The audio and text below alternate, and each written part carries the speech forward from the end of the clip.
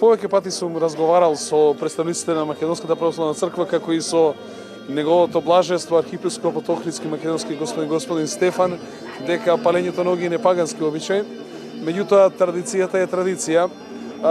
Ние она количество на дрва што го имаме и што го поделуваме по местните заедници, го даваме на местните заедници. Секоја местна заедница треба да одлучи дали ќе се приклучи кон апелот или пак вака ќе се соберат и кон огинот. Морам да кажам дека општина Карпош со среќа има негде околу 150 социјално загрозени семејства, кои што општината во континуитет ги сапортираат. Например, пред новогодишните празници со пакети за храна, со парични средства. Истото тоа го правиме повеќе пати во текот на годината, со парични средства и на есен и на зима, што значи дека гледам и тој дел да го покриеме, така да оставивме овој пат да одлучат граѓаните дали ќе ги поделат, евентуално ако имаат некоја така социјално загрозено семејство.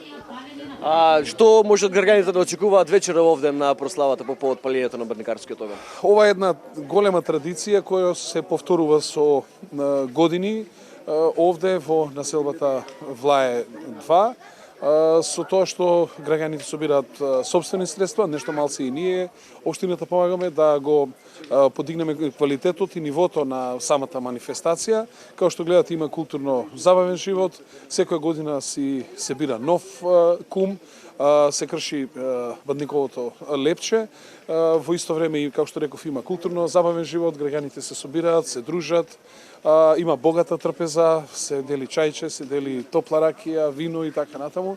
Значи се она што е потребно за една трпеза и за наговестување на Христовото раѓање.